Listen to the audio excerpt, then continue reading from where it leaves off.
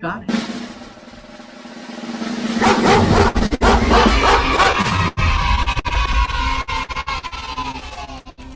I'm ready. I'm ready. I'm ready. Whoa!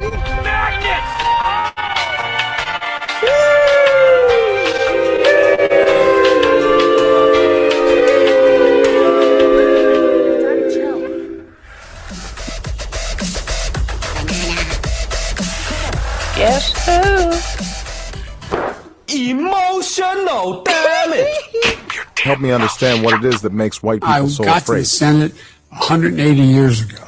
Who is this? Better than anybody else. And you don't know my state. My state was a slave state. My state is a border state. My state is the 8th largest black population in the country. My state is anything from a northeast liberal state. Get your words straight, Jack. Get the fuck out. You are part of the Rebel Alliance and a traitor. Get out. You can't handle the truth. Fear leads to anger. Anger leads to hate. Hate leads to suffering. To erection.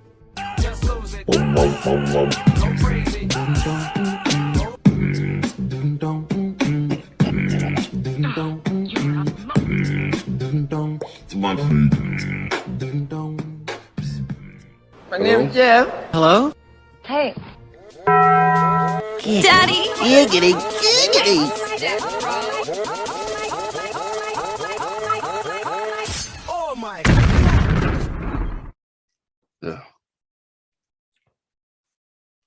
I also found the cigar cutter.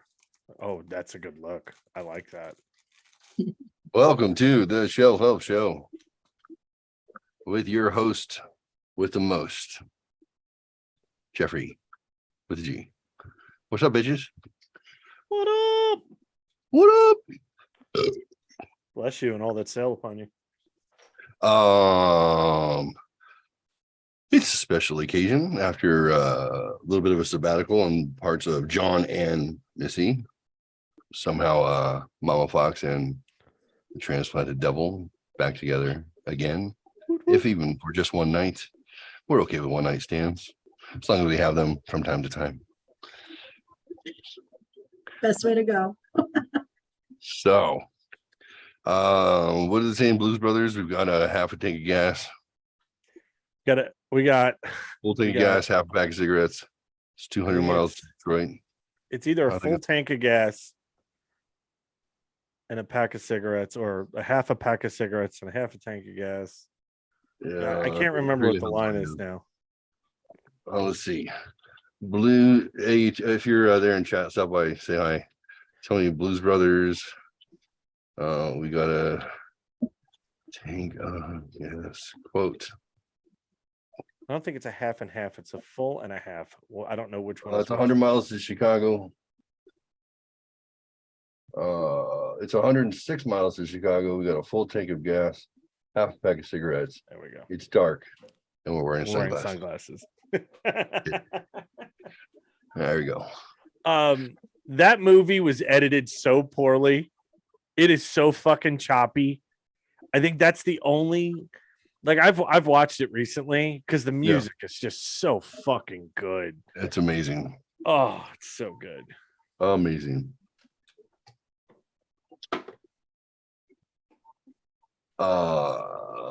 Mama Fox, what's going on? Sorry, I jumped on Twitch because I What are you, realized. Canadian? The fuck was that? You Canadian? Sorry. Always say that. Sorry. Oh, I didn't look up. What are we all wearing sunglasses now? Because you didn't look up. That was the reason wasn't- I put them on. I realized my subscription, mine are just right here. I can't see a fucking thing now. Right, I really can't see anything either. Mine are and dark. So I'm gonna have to Anything. take them off. Yep. If I go to the You know, I side- actually, when I got these, I ordered them online through Zenny Optical, and I thought I was getting like a tint that would help with the glare, like I like kind of a blue light tint. I'm wearing my hat, so there'll be no glare for you.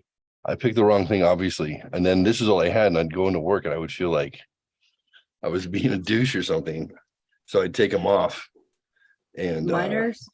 Yeah. especially when Miners sorry. Go ahead. I wasn't looking again. I'll pay attention now. Mine are subscription, the same as my regular glasses. So can drive and see now. Yeah. Pay attention now. Good. So No, I yeah, was whenever on the Twitch president, because my subscription was done, so I had to. All right, folks at home, resubscribe. they seem like they're a little out of practice on when they can talk and when they don't talk. yeah, Fuck me. You know, it helps when you look at the screen, kids. I'm just saying it helps. I'm looking at the screen. Yeah, whatever. With that light, it makes your beard very, very white. My beard is very, very white. No, don't say that. It is. No. Well, I would look like Santa Claus if it wasn't for Well, and I know you like them ho-hos. Yeah, baby. little touch of gray. No, yeah, in the dark it looks dark. It's not. It's all gray. Go ahead, Mama Fox. Interrupt me. I'm done now. I was looking at the so on Twitch you earn points the more you watch.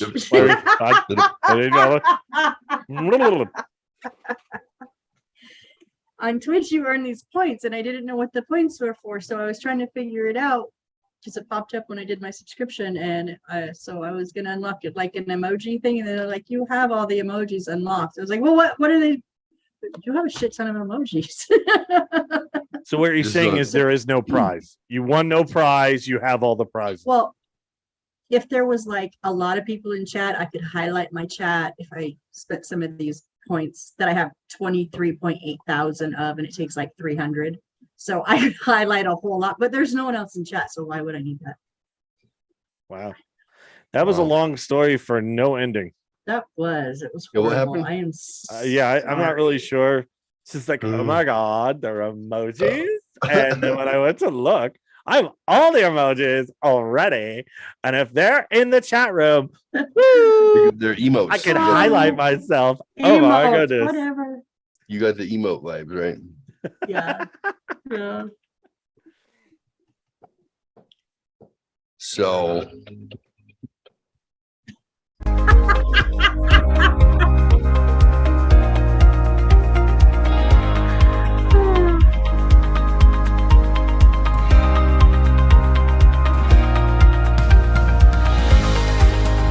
Ladies and gentlemen, back together again on the Shelf Help Show. Geoffrey with a G, John with a T, and Missy with a ooh yeah.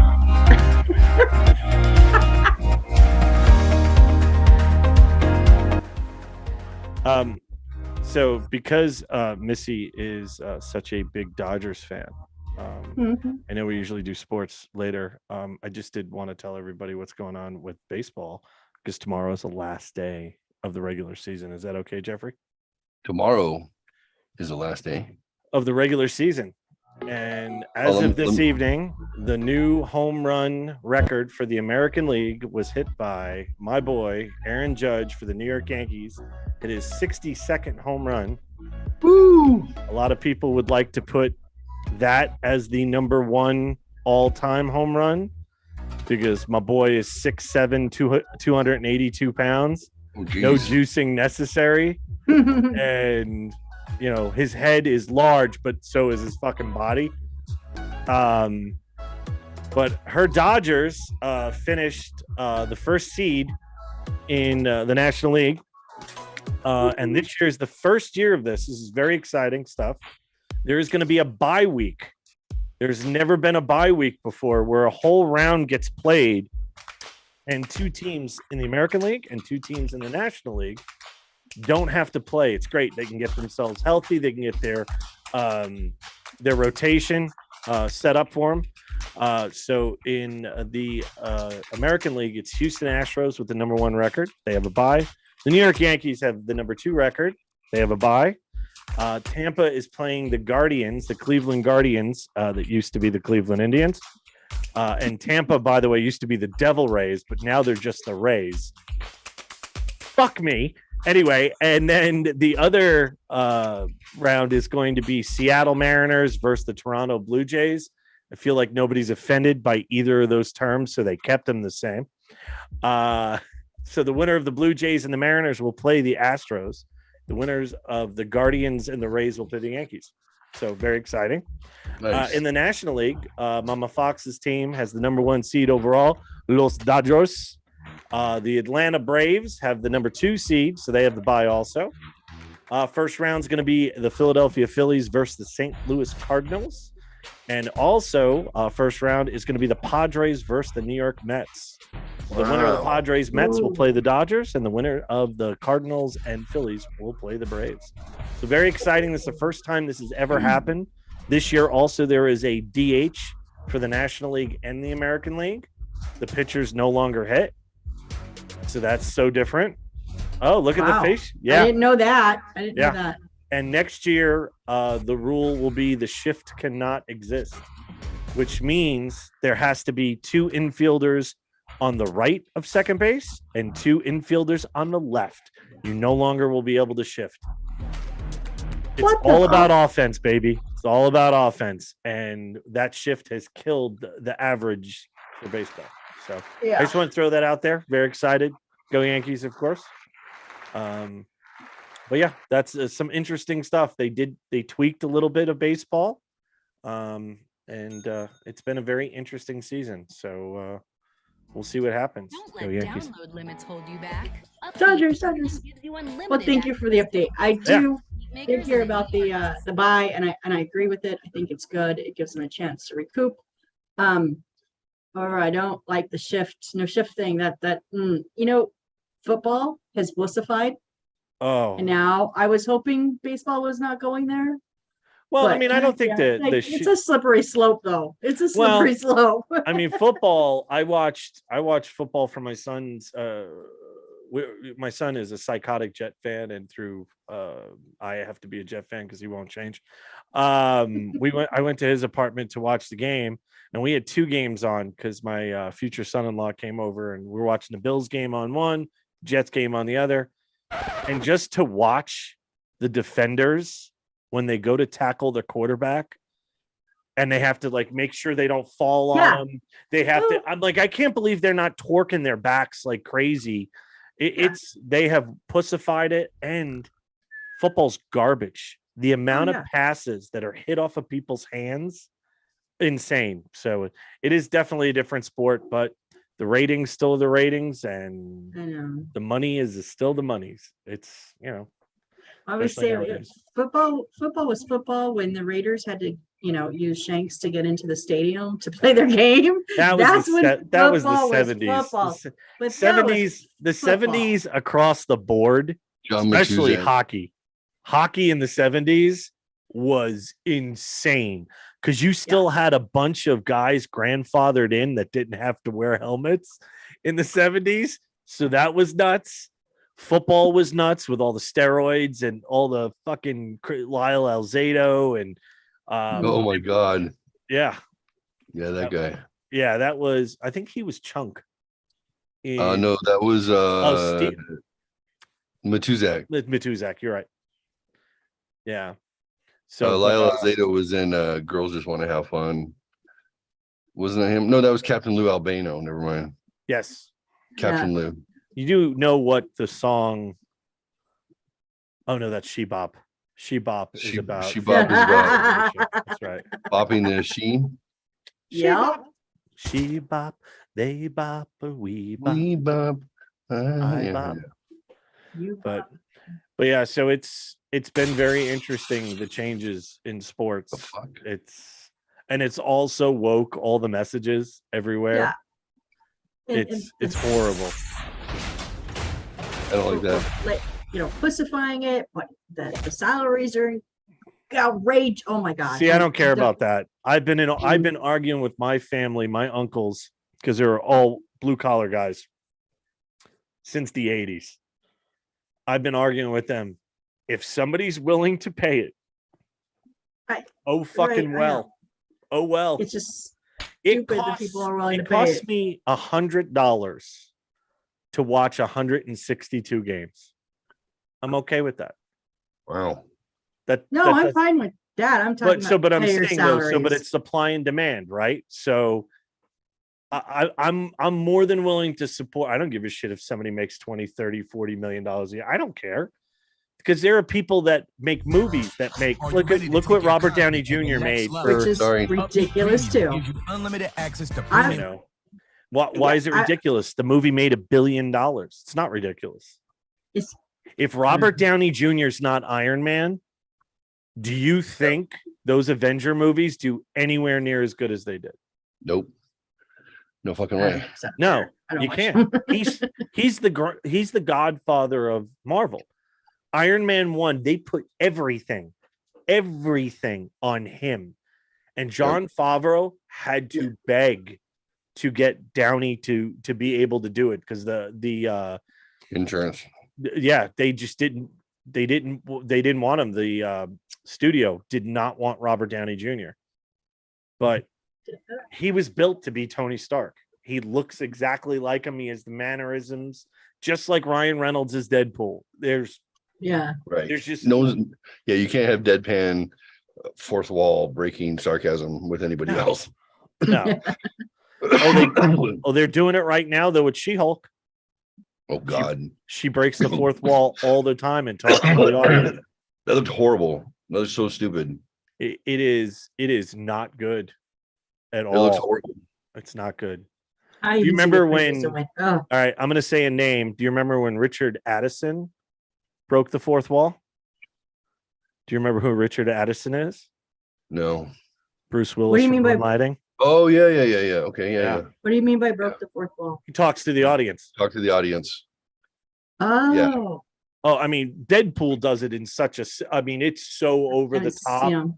Right. I forgot. I saw something recently too, where it was an older movie, and Ferris Bueller did it, obviously, but it was something that I didn't realize. They turned and looked at the camera and went, and I wish I could remember what it was, and I was like, "Holy shit, he broke the fourth wall." That used to be such a huge deal. It's their world and our world, but right. I mean, Deadpool. Oh my God, it's so hard. I love that. Oh yeah, I love that. And in the books that I read, kind of the same concept when they talk to the reader, or I love it. I'm like, they catch my interest more. It makes me feel more involved. Absolutely. It's the same with movies. Yeah. Absolutely. So but yeah, so the salaries and shit, like none of that bothers me. I don't give a shit. No, I don't care. Now, if they did their job, it wouldn't be such a big thing. But when they want to not do their fucking job, that's when I'm like, but wait a minute.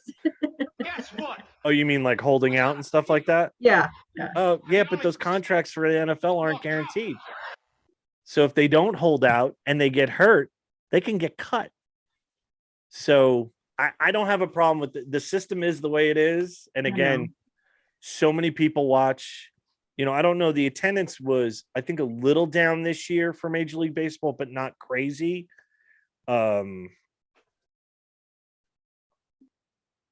Attendance for, and you can't. Oh, I saw on Groupon. I saw on Groupon a Super Bowl ticket, $7,520. Holy Jesus! Yep. Wow. We're in a recession. Yeah, I know.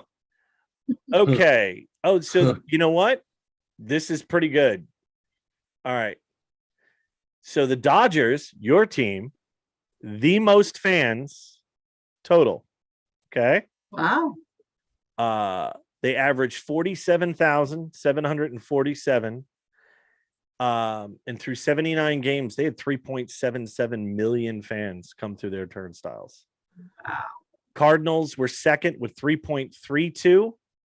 The Yankees were third. They only played 78 games at home. Oh, something must have happened where they had to go.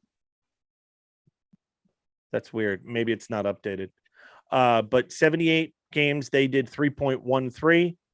Atlanta 3.1, and San Diego was at 2.9 million. That's fucking good. Wow. That's really, really good. So, they don't have a total. Oakland for the year, 768,000 people. Miami, 881,000.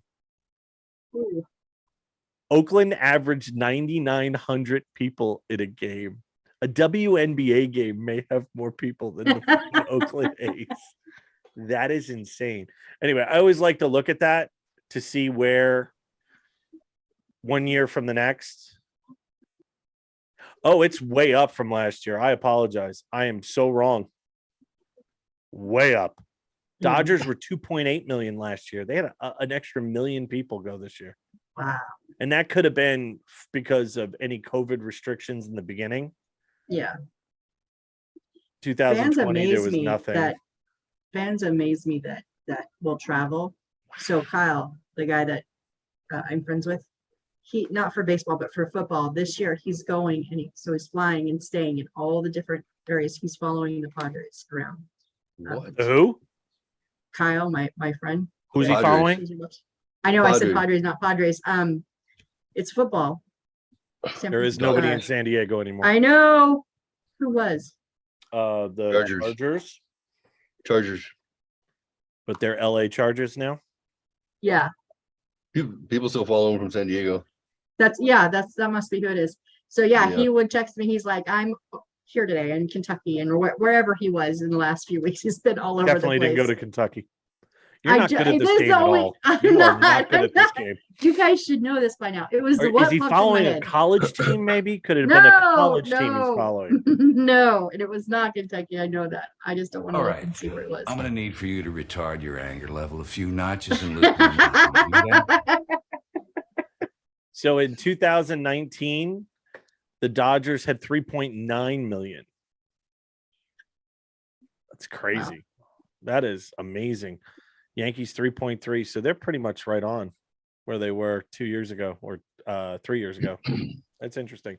Okay, sorry. Enough with the sports. I thought that was interesting. What the fuck? He plays the Chargers. You want answers? He follows the Chargers. You can't handle the truth. When I was in He college. was in Tucson. He was in Tucson. In Houston, sorry. I'm going to Tucson. He was in Houston the other day. Oh.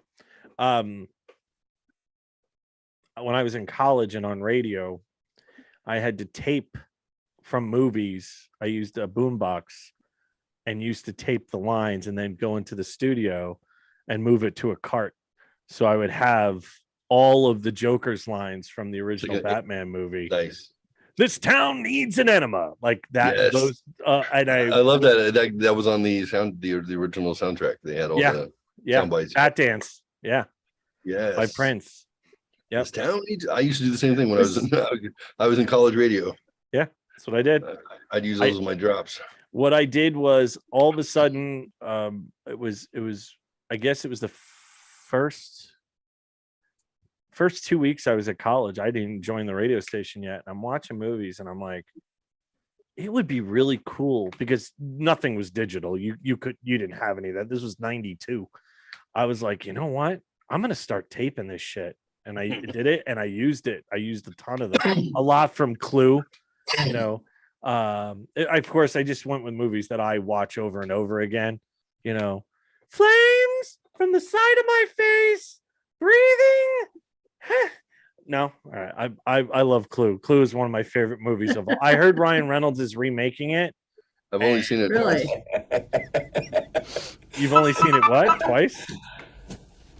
Like once, maybe twice. So I've seen it in the theaters probably 3 times in the last 10 years. Wow.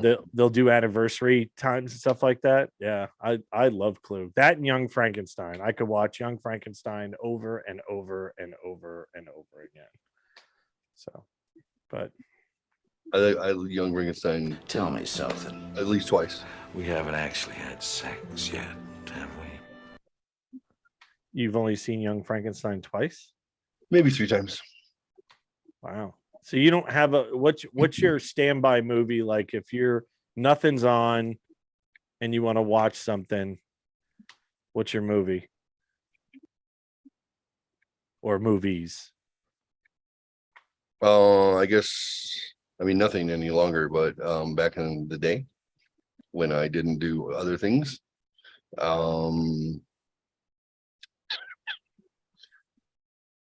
Talladega Nights, Step Brothers, Dumb and Dumber, for sure. Anchorman. Those are like my go-to. Mama Fox, what about you, even though you're not looking at the screen? I used to Grease is always my go-to. Dirty Grease? Dancing? Yeah, I love Grease. Grease? Oh, but I hate Grease too. Yeah, but the music I in wanna Grease 2 is better. go right No, I fucking hate that song. No, Right. no. Oh, she was so hot in that movie. Oh, I like Oh, she's still hot. I like Dirty Dancing, but I like Dirty Dancing Havana Nights better.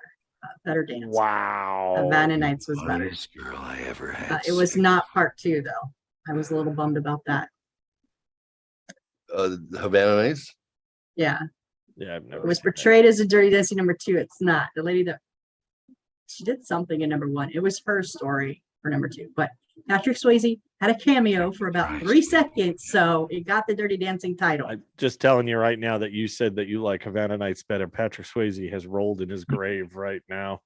He was He's in like, Havana hold on. Nights. I thought nobody put baby in a corner. I don't know why he said that, but he did. I mean, I like Dirty Dancing, but I like the dancing in Havana Nights better. It was much sexier. It was dirtier. Much, yeah. Yo, It was it much was dirtier. way better. Way better. Yeah. That's funny. Yeah, So I- you got like musical / dancing. He's got Will Ferrell, and I am Clue, Oscar, which probably I don't know if either of Sylvester you- Stallone. Okay, so you have seen it. Yeah. The original Batman and the Dark Knight. Yeah, so a little different. I like. Yep. I like Dark Knight. I like the original Batman. I mean, I guess if I looked at the Blu-rays and DVDs underneath my TV, that would be indicative of those things that would, that I would go back to. And Batman's definitely under there for sure. I have seen the first original Batman, and I have not seen any other. You know Any Adam other West on television? Nope. Oh wait, the original. Wait, the TV Well, show. so the original, so there was a movie back in 77, Okay. I want to say, where Okay, no, all then the not the bad original. guys shrunk all the people or dehydrated all the UN members into little beakers. I want to say that was like 77. And that was Okay. but that's the But I've Adam not seen West the- Batman movie. I think it was 77. It But may not be the earlier original. than that I Oh, saw the yeah. one with because it was after the series. what's his name? Nicholson and Keaton. That's Yeah. what I call Michael a Keaton, yeah. party tool. I've seen that one, and that's it. Oh my God, it was 66. It was Yeah, that's right. 1966. Yep. So in the soundtrack on that one of the songs, and I don't know even what song or who sings it, but they do that. Vicky Vale. Do you remember that part? Prince does the was it Prince? soundtrack for Yeah. the Batman movie. I've seen and it Danny once. Elfman. Okay, give me a Oh break. my, There yeah, were but two- the Bat Dance was a There- huge song. I know. There but were it's two- stupid. There were two soundtracks. There was the music, which By was Hans Prince, Zimmer. Is it and Hans then Zimmer? Danny Elfman. Oh, Danny Elfman. not- That was one of Danny Elfman's first forays into. Hold on. Do you know what band Danny Elfman is a part of still to this day, but he doesn't perform very much with them? Are you asking me or her? Her. I know you know No. the answer. No. I can give you 2 hints. Weird Science and Dead Man's Party. And I should know that because I know both of those songs, but I can't think of the band. Oingo I should not- Boingo. Oh, you Bingo boy. Bongo. Okay, yeah. What movie was Dead Man's Party in?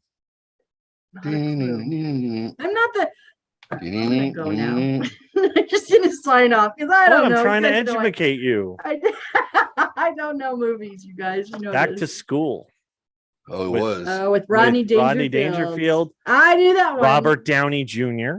Yes. He was in it, really? He was high played as his fuck. best friend. He played his son's best Ooh. friend. Yeah. The guy who Wow. was in Christine was who played his son. I don't know that guy's name, but I always mixed him up with Robbie Thompson, or or Benny or whatever. And Weird Science obviously was in Weird Science. Yep. My keys are halfway up my ass, but besides that, I'm perfect. You know which movie I like that is That was a a great little odd movie. that I liked it was Revenge of the Nerds. Oh, the original Yeah. is Yeah. so good. Yeah, So I like good. that one. That song at the end is fucking amazing. Yeah. Oh yeah. When they're performing at the Greek Yeah. whatever. That was so good. Hmm.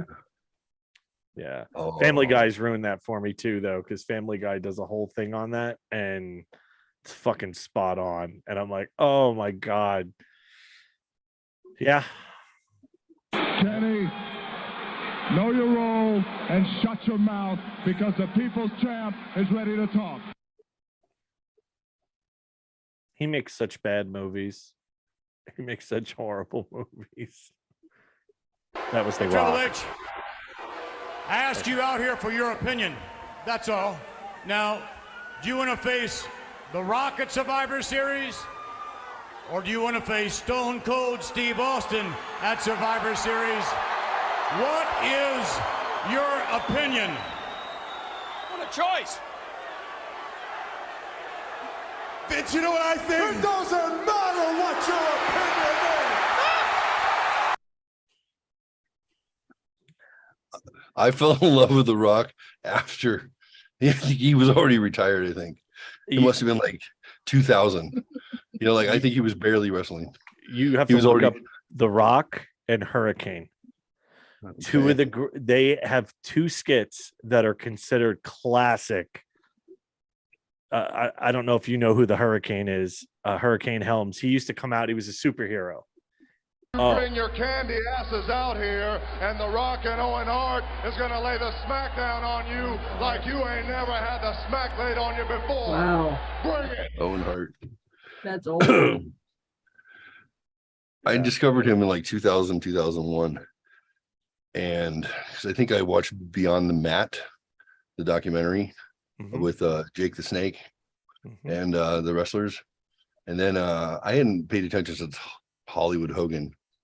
And I start watching this guy and I'm like, who is this fucking guy? He's so over the top. I found I was so pleased. I was so entertained. Electrifying person. Yeah. And I was like, this guy is so like, whoo. Yeah. I remember I went into work. I had started working out, I was at Geico. I started working out at the gym, started wearing tight t-shirts. And they were like, hey boss, you're looking pretty ripped there. And I was like, you call me The Rock.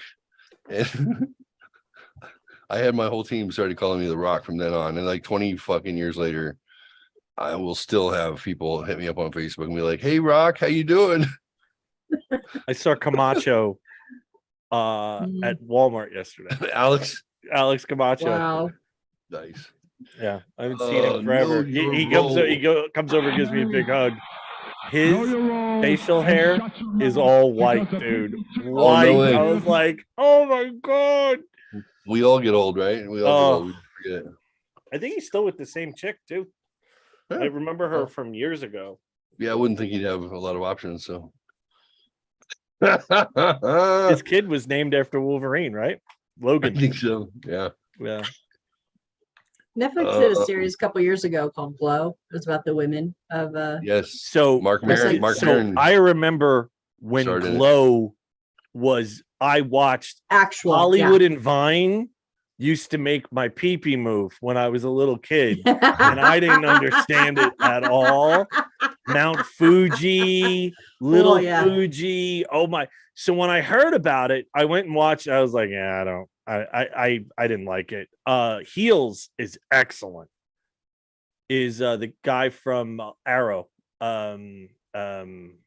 The fuck is his name? The pretty boy from the TV show Arrow, like the Green Arrow. No, nothing. What's his name? I forget his name. I didn't watch I don't know it. his name. Oh, but he does a TV show on, I want to say it's Showtime or HBO Max or something, and it's about a small wrestling territory, and it happens now, and it is excellent. And it got picked up. I don't know when the second season's coming, but it was very, very good. I'm going to see wrestling on the 21st in Jacksonville, Florida. Go see my AEW. And it goes. Hopefully, the Ayatollah of rock and roll is going to be there. Chris Well, Jericho. it was right. Well, it was okay, but then I think it was Netflix had a like the true women uh, uh that were the Glow. wrestlers. Yeah, and they did a documentary, an actual documentary on it. That was, I mean, obviously because it's the real people. I think I've watched that through that twice. That was really, really good. So it wasn't Attila the Hun, right? What was Attila, her yeah. name? Oh, Gorgeous ladies of wrestling. Oh, there's the documentary. It is pointless to resist, my son. Wow, that documentary came out in 2012. Really? Uh-huh. Wow. So it was before then. Before the So Netflix. Dina Bother, what was she called? Because she was in 3 O'Clock High. What was she in? Better Days. She was known as, what the fuck was her name? I want to say it was like Matilda the Hun. Damn it! I was gonna Matilda say the it, but Hun. I couldn't remember. And she was in, what the fuck movie was it?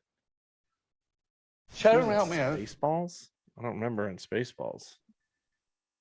I thought she was on 3 O'Clock High. Because she put up the guy. Oh no, it's How I Got into College. That's what it was. The guys were trying to get extracurricular points. They went to wrestling, and she's got him on the rack, and she's like going like this. Yeah, Hollywood and Vine. Oh my god. Oh. You want to show some pictures or what? No. Okay. No, they're all for me. Yeah, but I used to watch that all the time when I was a kid. I loved it because I loved wrestling. So I loved everything wrestling. I caught it right at kind of as they were finishing, like as they were leaving. Yeah, and like a lot of that was ending. on syndication too, that you probably saw that it wasn't. Yeah. It was somewhere in, I want to say Atlantic City. I'm sorry. I don't remember. John, I found this for you. We got someone or something crawling around out here. Did you see what it was? Was it a person or an animal or? I can't tell. All I know is my The central second light phone came call on, that he makes and see this thing is running part of the across the yard. Sasquatch Chronicles opening. Oh. So if you have the second part. No. Okay. Calls back and he's like, I don't know if he's 6'9", 7 foot, whatever. Do you see him right now? Yeah, he's standing in my backyard. And she goes, oh my. Window now, and I don't want to go outside. Jesus Christ, you better. Sure. Deal. This part. Hello? Get somebody out here. What's going on now, sir? That son of a bitch is about 6'9". I don't know. Do you see him now, sir? Yes, I'm looking right at him. Uh-oh. Yeah. Okay, hang on. I get goosebumps. Oh my god, I got goosebumps. I did too. Okay, what's he doing in your yard? He's looking at me. Oh, and the guy is on foot. I don't know what. It's a big, real big person. That's all I can say. Okay, but it is a person. Yeah, I'd say it was a person, somebody really big. But he's all in black. Is he a black male or a white male? Did you actually see whether, or was he just wearing black? He's all black and he's big. He is big. Yeah, that's a real that's the beginning of Sasquatch Chronicles. Wow. Yeah. Actually, is there a way to find the audio for the beginning of Sasquatch Chronicles? Is there a way to do that? Yeah, let me look for it. Because there's a way for him to do everything. So, 911. tomatoes. Hey, this is sort of eerie. There are vultures. I have never ever seen vultures. I haven't either. But it's like a Alfred Hitchcock movie. I mean, Yeah. it's really weird. They're all in the trees and they're just sort of hanging out there. And when you shine your light on them, their eyes get all like red and glowy. Oh, I mean, and there is a big pile of brush below them that have little cubbies that you can walk through, but I am not going to walk through there by myself. But considering what vultures do when they hang out, it's worth sending another officer out here so we can go snoop around in the bushes. Okay. Okie doke. Alrighty. That an officer? That's an officer? I don't know. No, I don't think know, it it was, could be. He said send another officer out. Yeah. So I don't, okay. I don't know why he just didn't. Well, I guess if you're in the backwoods or something, I'm going to fire off a shot and get them all to go.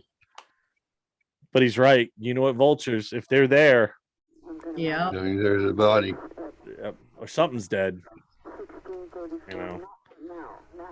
But yeah, that gives me goosebumps when you were playing that, because I fucking hear it every week when I listen to it. I need assistance at Jim's, Lincoln, and Woodbury. I know, what's They the problem? threw my damn dollars. And you want to fix my taco? I'm going to have a right chili. He's holding my $1.10. Hold on, slow down. What's going on? Hello? What did I say? I can't tell. You're yelling. I need assistance. I want my dollar or my taco. You're having a problem with the taco? The owner, the proprietor here. You're having a problem with the taco? I am. The owner, bitch. Pardon me. Excuse me? I am upset. I know. You have to calm down and kind of tell me what's going on here now. I feel let you to any goddamn thing I'm saying. Are you drunk? No, I am not a drunk. Okay, then why don't you just start You talking a want little to tell bit. me? You get your motherfucking ass over here. If I Slow down. I what? need some information from you, so slow You down. bring your ass and get my motherfucking dollar out of My here. ass is staying in the office here, You know what I so mean? you need to You refuse assistance to me? you need to calm down and tell me something here. Okay? All right, bitch. What you was wanna wrong? know? What was wrong with the taco? The motherfucker refused to sell it to me. He refused to sell you a taco? And he won't get my money back. He took your money, but he won't Yeah, give you a my taco. goddamn house is locked up, you motherfucking you. I got $1.75. Me? Why are you calling me names? Look, are you... I was watching this thing on YouTube videos.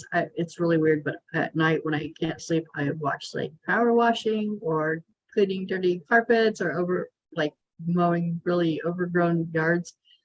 And this guy was mowing the backyard. There was nobody home. He talked to a neighbor finally, and the neighbor said he thought it was in like foreclosure. So he was going to go ahead and do the yard because it's really overgrown. He does it for free. He just does it. So he did mow the front yard. His wife came. She was going to mow the back, first time on the mower. And so, but there was a shed back there, and they said they smelled like death. And he was like, well, it must be like a cat or something, but then he realized, she left, she mowed the backyard and left. And he came back to the camera. And he's like, the smell is like really, really getting worse back there. I can't finish. He did a little side section because it was off to the side of the house. He goes, but I just realized all the windows in the house are open. So I think what happened is someone died in there and they're letting it air out and the wind's picking up. So it's blowing from the front to the back of the house and it's blowing that smell out. So I can't finish the backyard. So we see him do the side little section that he did. And then he comes back to the camera and he says, so just to make myself feel comfortable, I'm going to go ahead and call in a welfare check, but I'm pretty sure they're like airing out the house from a death. So he calls and then he waits for the police and he's like, they're going to come. They're going to tell me it's fine. I'm going to finish up the front yard, but unfortunately we're going to leave the back. No, there was a dead body in the house. He was like, I don't know if I'm happy that I did this yard or if I'm not happy. He was, who knows how long it would have been. Cause I guess he had like no family or whatever. He's been in there a while. So I was like watching it going, oh no. The goddamn, the fats and the oils, man, when they break down, it just, and it attaches itself to you. And it doesn't matter if it's a person or if it's an animal, that smell will fucking attach itself to your nose hairs and your clothes. When I was younger, I worked my dad talked about finding like a neighbor dead when I guess he was young and lived in Arkansas. And he said the corpse was bloated, gassy, and leaking. And he goes, that's a smell that you will never ever forget ever in your life. And it's unmistakable. Like your brain just goes like, no. Oh, yeah. And it's crazy. It's human adaptation is It's called putrefaction. You can manufacture that smell, but that putrefied smell is set to be an alarm trigger to stay away from it, and obviously don't eat it. It's bad. Go away. He said, but he was like, he goes, you're a different person from smelling a decomposed human body to before and after. So it's just, yep. I'm like, nothing smells like death. There's nothing that smells like death. Weed can smell like skunk. Skunk can smell like javelinas. Right. But nothing smells like death except death. That's it. I have not smelt one that's been there for a while, but when I worked in Needles, California, at the Needles Hospital, my very first night out of training, my first night out of the classroom on the floor, I worked night shift. There's 3 or 4 of us from this, we had a small class. There was 3 or 4 of us on the floor. One of the guys, we had patient rooms next to each other. And he comes to me, he says, I need your help. And I'm like thinking, dude, we've been here like 20 minutes. How can you need my help already? What did you not understand? And I'm like, what? Like, we have to take vitals and, what is the issue? And he goes, no. Like, seriously, Missy, come here, please. So I walk out of my room. I walk into the next room and I just went, oh shit. He goes, yeah. From the time day shift left to the time we came on, the patient had passed away. He found her. It was like, and she does that with her little halo on it. Yeah. Are you the angel of death? Is that what you are? I'll never tell. I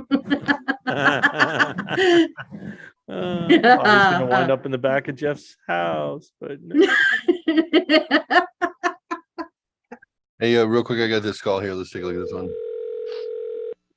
Good afternoon. May I help you? It just cost me $6,000. How do we cost you $6,000? $6,000. Sir, who do you need to speak to? Jim. Security and sales. Jim. Hello? Jim. It just cost me $6,000. Who? $6,000. Did you hear what I said? Yeah, I sure did. Well, answer me.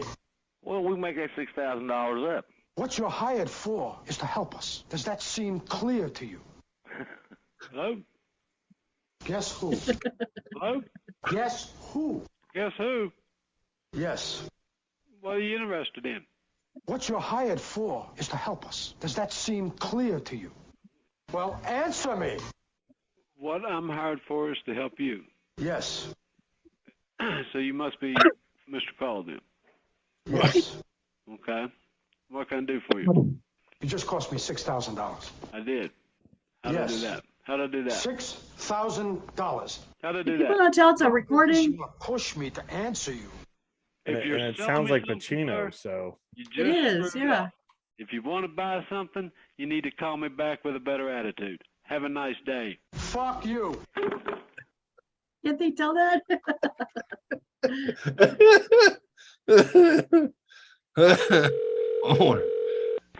Gone Cracker Macbeth? Guess who? Pardon me? Guess who? Guess who? Yes. I'm not sure. Guess who? Well, I'm not so sure right now. Well, answer me. Pardon me? Well, answer me. Yes, how are you? My name is Richard Roma. Hi. Where were you last night? Hold on just a moment. This is Mark Fay. Can I help you? Guess who? Guess who? Guess who? Who? My name is Richard Roma. Yeah, Richard. It just cost me $6,000. Do what now? $6,000. For what? What'd I do? This is none of my business. You want to push me to answer you. This is Cracker Barrel. Yes. Okay. Where were you last night? I wasn't at Cracker Barrel. What time? It's 118. You're right. You were saying. Well, answer me. What can I help you with, sir? Disappeared. And who's this? Thank you for calling Tobin. So let's pick up a delivery. Yo, how you doing, man? It's Jules. Can you hold on 1 second? Yeah. All right, let's pick up a delivery. Just listen up, man. Me and my homeboy in some serious fucking shit, man. We're in a car. We got to get off the road pronto. I need to use your garage for a couple hours. All right, man. Just stop by. It'll be open. You know what I'm saying? Shit. That is outstanding. Knock that shit off if I was you. What? That's Jackson. I was never Samuel big Jackson. into the crank calls. Like I never liked the Jerky Boys or anything like that. I Say never what liked that. again? I dare you. I double dare you, motherfucker. Say what one more goddamn time. Oh, man. That's awesome. You know who we are? I'm a Mushroom Cloud Lane motherfucker. My name is the Lord. Oh, I'm sorry. Did I break your concentration? Yes, you did. Fuck. Oh, so this guy's just totally playing along I don't with give it. a damn. Greg, hold on a second. I'm going to give the phone to someone else. I want them to hear this. Hold on. I don't remember asking you a damn thing. Hold on just a second, man. Hello? Yo, how you doing, man? It's Jules. I'm fine. Just listen up, man. Me and my homeboy in some serious fucking shit, man. We're in a car. We got to get off the road pronto. I need to use your garage for a couple hours. What? This is a tasty burger. Just a second. I think it's an overrated movie. I do think it's an overrated movie. Hamburgers. There are some parts that are Cornerstone of amazing. any nutritious breakfast. You don't got The hamburgers. movies are brown. You know what I'm saying? Pulp Fiction. No, I don't. Pulp Fiction. I can't usually get them because my girlfriend's a vegetarian, which pretty much makes me a vegetarian. I do love the taste of a good burger. It's a big Kahuna burger. I will never forgive your ass for this shit. This is some fucked up repugnant Big Kahuna burger. I think Big is Kahuna. what. Yeah. English, motherfucker, do you speak it? What country you from? What? What? What ain't no country I ever heard of? They speak English and what? What? This was divine intervention. You know what divine intervention is? Yes. Yeah. Wrong. We should be fucking dead, my friend. Describe what Marcellus Wallace looks like. Does he look like a bitch? Black, bald. Does he look like a bitch? Well, that's what he looks like. It's He look like a bitch. what the fuck is No. Then why you try to fuck him like a bitch? What is his name? Check out the big brain on bread. He does Arby's. We got the meats. Smart motherfucker. It's he's the voice of Arby's, Oh. and he's the actor. And I Let me talk to your mother. I can't remember him, but the cast is amazing. Is absolutely amazing in that movie. Didn't like it. I just hate different timelines. That always drives me crazy. I hate going That- back and forth. I would that- wish That was the whole Pulp Fiction idea. It's a cheap dime store novel that Yeah. lacks continuity, right? the intertwining of several stories into one. Yeah. I saw the other day for the first time The Good Guys. Sorry. Yeah. Hey. Have you seen that? Dirty, what do they call him? Dirty Steve and the boys, or the good guys. Is that Mark Wahlberg and No. No, it's the other guys. oh the other guys? All right. Yeah, The Good Guys is Russell Crowe and she'll know this guy because he was Pretty Boy. He was in the LA store. No, La La What was the one Land. They danced. La La Land. La La Land. It's fuck. What is? I always get Gyllenhaal mixed up with him, and I know it's not him. Ryan. No. Gosling. Yes. Gosling. Ryan Ryan Gosling. Ryan Yeah, Gosling. The Good Guys. Oh, see, I It's a don't like great that. movie. It's really, really good. It's funny. And I always wanted to watch it. And I was finally in the mood the other night and I watched it. And I was like, fuck, that was good. Very underrated. Also, that and the movie Chef with John Favreau. Outstanding. The perfect Cuban. I freaking love Sofia Vergara. Oh my Oh my gosh. Somebody stop me. The Mask. She's beautiful. I knew that one. Oh, she got one. My Right? brothers loved that. All right, who was the blonde chick in the mask? No, I don't. I mean, I Who's watched that? it like Cameron once and in Diaz. parts. Oh yeah. Who's this? I just. Beavis or Butthead. I don't know which And one. one to nothing. Was Asswipe Beavis or Butthead? No. Yep. Oh, okay. It was Beavis. No. Butthead. Oh, yeah, scissor. Yeah, scissor me, Allison. Janet, you're crazy. Oh, this is hot scissoring. Oh, No, scissor me you're not a timbers. South Park fan either. Nope. Oh, it went off the rails. I tried to watch one of the new movies they put on for Prime, and it was like, yeah, I'm good. I'm like, yeah, it kind of went all downhill. I'm like, okay, yeah, but we used to watch it all the time. South Park, big time. Where's this one from? Hey, want to hear the most annoying sound in the world? Dumb and Dumber. Ooh, Because I hate it. I hate it. I hate it. I hate it. yeah, I don't like that movie at all. Never liked it. When I say I hate the stupid comedy, it's usually because my brothers have. It's usually because my brothers have ruined it for me. Oh, Because they would too sit bad. and go, make the fucking noise. You want to hear the stupid? Do you think that was an homage to Twilight Zone, by the way? The most annoying sound in the world? No, when he asked him a question, just because he's asking him a question, like Dan Aykroyd asked, "Do you want to see something really scary?" I wonder if there's, I don't know. That just popped in my head. I don't think so. I don't know. No, I heard it was ad libbed. Oh, was it? Yeah. Where's the beef? That guy's got so many problems mentally. Jim Carrey. Oh yeah. So many problems. That whole when he played the Man on the Moon, and which was a great movie. It was a really good movie. But he really thought he was possessed by Andy Kaufman. So I mean, he couldn't separate. He acted like Andy Kaufman in between all the time. takes. Yeah, For 18 months, Yeah. right? Yeah. Bob Zamuda was like gonna kill him. He was gonna kill him. Like it was bad.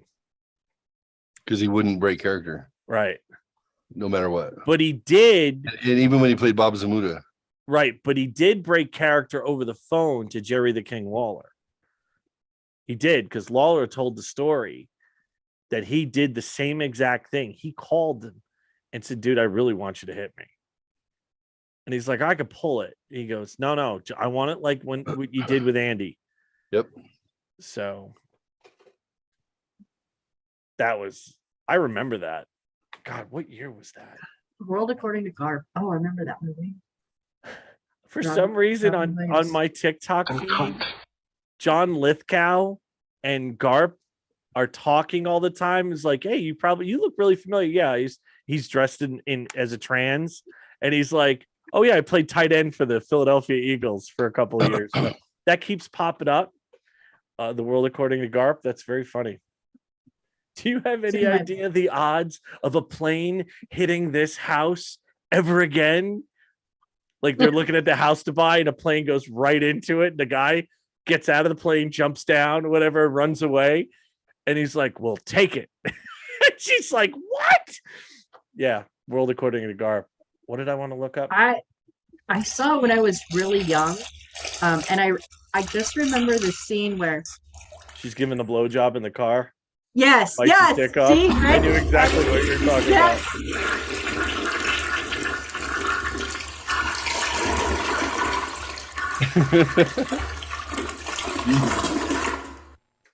Geoffrey must not like that movie. Yes, that is the only part I remember. So I'm reading the little description and I'm like, wait, there was a transsexual in the movie? I don't remember that part. I just remember the car. Yeah, there was a and the deaf lady, I think, kills him at the end. The mute. I don't remember. I don't even remember anything else other than that one scene. Wait a minute. So what year was this? But I don't see my library club watching this movie. We have some people that probably wouldn't like it. The World According to Garp? Yeah. What year was it, John? Get your cock up her ass, you mother. Why is it worthless cocksucker? Oh. One of my favorite movies of all time. 40 years ago. Okay, it was 82. I did watch it live. Okay. I thought I did. I remember when it came out. Was it when Kaufman really slapped Lawler really slapped Kaufman was 82. Yeah. And I remember it because I used to have a tiny little television in my room. And the only reason I would put a towel under the door was two reasons. One, I was either watching the Yankee game and it was really late. So, the light can't go underneath the door. So, and the door was really tight all around. Or when Letterman was on, because I would watch Letterman every single night when I was a little kid. I loved Letterman. I thought he was amazing. And I remember when he did that. And I didn't even like wrestling then. I didn't know about Jerry the King Lawler. I knew about Hulk Hogan and rock and wrestling. I didn't know about actual Southern I didn't know anything about it. When I was in school, I had a buddy of mine who talked about Ric Flair all the time. And I'm going, I have no idea who the fuck Ric Flair is. I watch WWE. He goes, no, it's down south. I'm like, well, I don't live down south. So, but yeah, I remember Kaufman. I remember the special where he took everybody for when he had the school buses come and he took everybody for cookies and milk. I remember when that special broke. I don't know when that was, but I remember watching it. I think it was on HBO. So it had to be after 81 because HBO, I think, or 1980. Probably 80, 81, yeah. Andy Cheap, lying, no good, rotten, four-flushing, low-life, snake-licking, dirt-eating, inbred, overstuffed, ignorant, blood-sucking, dog-kissing, brainless, dickless, oh, it's Chevy Chase. heartless, fat-ass, bug-eyed, stiff-legged, spotty-lipped, worm-headed sack of monkey shit. Wow. What? Sack of monkey shit he is. What movie was that from? Christmas Vacation. You're fucking warned. Don't ever go over my fucking head again, you motherfucker, you. Oh, that's what Casino. Movie? Yep. That's it's not Danny DeVito. It's what the fuck is his? Yeah, Joe Pesci. He's the other short guy. Andy Kaufman, Milk and Cookies. When did that happen? What you just said. Oh, it was Carnegie Hall. Shut the fuck up. Sorry. Carnegie Hall. What's your language? Oh, it's 1979. Wow. Sorry. Hey, you know, going down. You know what's crazy? Steve Martin. Mm-hmm. Steve Martin made it in stand-up. So banjo playing, he worked at Disneyland. He worked at the magic shop at Disneyland. So he was a magician, he was a banjo player, and then because through that, wound up getting into stand-up comedy. He said towards the end of his stand-up career, which was not very long, which is crazy because if you think about it, him in the 70s, it's got to be at least 4 or 5 albums. And then he did The Jerk, and it's started such a classic movie. Started into his acting career. He took the entire audience outside. I could have sworn that he took the entire audience out of the auditorium and took them to dinner or something like that. I thought that was also a stunt that he pulled. You're saying Kaufman pulled that? Yeah, he did the Milk and Cookies. That was Kaufman. Oh yeah, he did milk and cookies. And the reason I read his biography a few years back, and he said the reason he did that is because the expectation of him being over the top was so great that he was running out of things to do. Like everyone just expected him to be extra, like over the top. Like he unfortunately painted himself into a corner where he didn't want to do it anymore. And I'm like, oh, poor guy. Fucking Bernadette Peters. God, she was so hot. Oh, Bernadette Peters. Oh yeah. Oh. I found my purpose. God, she was so hot.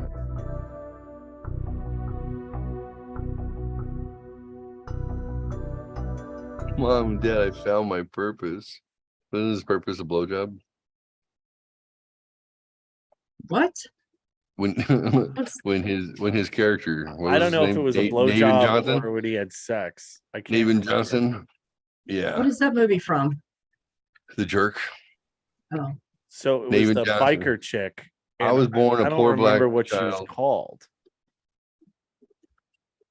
Why is she not on IMDb? I thought she was somebody. Like I thought she was a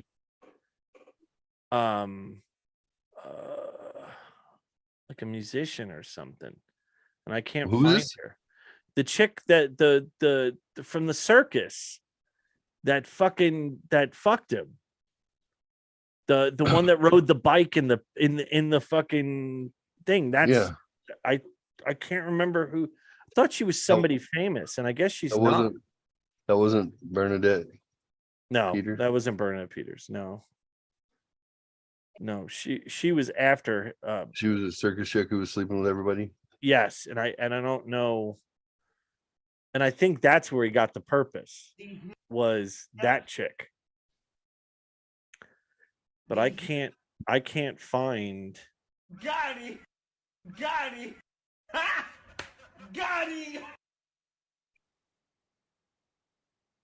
Yeah, I don't remember what her name was in the.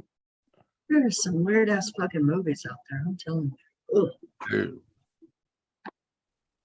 The jerk is the who- one where he goes to works in the circus, right? He gets people weight Yeah. or something like. Okay, Yeah. okay. Oh, he wrote the screenplay for that too. I didn't know that. I'm a black man, motherfucker, with a big dick and great big ass motherfucking nuts. Wow. Shady. 36. Hey, you guys want to drop into some conspiracy since we've talked about all this other stuff? Do you want to know what I found out? No. Find out. Where were you? So Bill Gates Jr. is actually William Gates IV. His father, Bill Gates Sr., was the director. He was he ran Planned Parenthood back in the day when it was new. Planned Parenthood, if you guys know, it's not just about abortions and condoms. It's also about eugenics, and that was desire that came out of the 1940s to cleanse the races and wipe out as many non-whites as possible. And Margaret Sanger, who was the figurehead leader of Planned Parenthood, specifically thought that, in her quotes, that these Negroid, what does she call them? Negroid is a great term. Aboriginal types were filthy dumb animals who needed to go, and they were just screwing up the gene pool. So everybody thinks that eugenics came out of just Germany, right? If you think of all the tests that were done on the Aryan race and the desire to create an Aryan race was purely German. Well, it wasn't. It was European, and Europe influenced the United States just like it does now with wokeism and all the other garbage that we're doing right now. So there was a big push back in the 40s, 30s and 40s to cleanse society of the filthy, dirty people, and to create a one world government that would not have to worry about those dirty folk. So some interesting things to know. So Bill Gates Jr., founder of Microsoft. You guys know how Microsoft created an operating system, a universal operating system, and they sold it to what company? Bill Gates sold his operating system to what company first? I would assume Apple. It was IBM. Oh, God damn it. I knew that too. Right. That was stupid. So International Business Machine, IBM, they had put a bunch of research technology into personal computing, and then realized they had spent like way too much money trying to do it all. So they took a pitch from Bill Gates the fourth, Jr., who got the contract, and there you go. Microsoft has now been a forced product on every computer built that's a PC. Also influenced the graphical user interface that Apple uses, as well as the mouse, even though Steve Jobs probably wants to claim that is probably Wozniak, and the GUI built by Gates. What people don't know is that his father was in charge of Planned Parenthood, was big on eugenics, and did not like the dirty races, and he was big on vaccinations and sterilization back in the 40s, 50s, 60s. And Bill Gates Jr. will tell you that Senior, his father, is like the patron saint of the Bill and Melinda Gates Foundation, who is dedicated all of their money and resources into vaccinations and whatnot for the world. They want to clean up the world. Bill Gates' mother was a chief executive officer for IBM. Wait, hold on. What? Yeah, let me tell you again. So dad ran Planned Parenthood. Mom was the chief executive officer on the board for IBM. So they make believe there's this like Pinocchio story, like there's a Cinderella story for Bill, that he grew up middle class, tinkering in the garage and whatnot. No. His mom threw him the contracts. His mom had the leverage. She was chief executive officer at IBM. That's why he got the contracts and got the money. And he was born into a trust fund because Bill Gates II actually was a founder of a Federal Reserve Bank. I believe it was in San Francisco, but it was like the Seattle chapter. So he was a bank founder in the turn of the century, 1906, I believe. Similar to Moscone and the Bank of America, which was the Bank of Italy when it started. Grandpa was, he started a bank. He started a huge bank. Now, I don't know if you guys realize that if you start a bank and you're printing money, you're going to have plenty of money. So when Bill was born, he was already a trust fund baby. Dad was a trust fund child who worried about such things as how to wipe out the dirty, filthy people in the world. Because why not? Interesting correlations. Of course, they clean that up and they try and wipe it off the internet as much as possible. They don't really want people to know the history, that there might be some connection going all the way back to Hitler, pre-Hitler, turn of the century eugenics, which was like World War I, Woodrow Wilson. The New World Order started then, and then really took hold post World War II. And they said, we can't do this again. How do we stop catastrophic world wars? Well, let's take care of the population that could be part of the problem.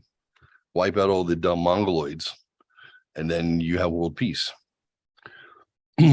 So I thought that was interesting. Melinda Gates is related to the Rothschild dynasty. Don't know if you guys know who the Rothschilds are, but big money people. You got the Carnegies, you got the Rothschilds, you got Colonel Sanders before he went tits up. These are big money families who are big industrial families, who have been money the whole, their whole existences, because they have monopolies. So if you have monopoly, you've got the money, you've got the resources, and you can concern yourself with bigger and better or greater things rather. So there was an organization that started, I believe it was 1920, it might have been before 1920. There was an occultist. Her name was Alice J. Bailey.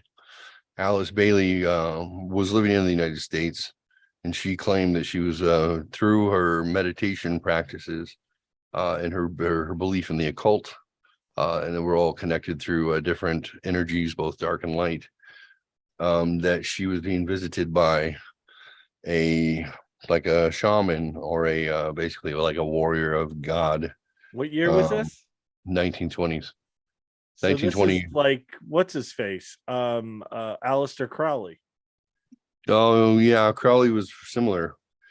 So Alice Bailey, she's writing all about how to align your light and to get rid of your corporeal existence and learn how to meditate and dampen those parts of you that are, like in the physical realm, so you can convert yourself into this positive light energy to be utilized by the God being in order to shape the world around you.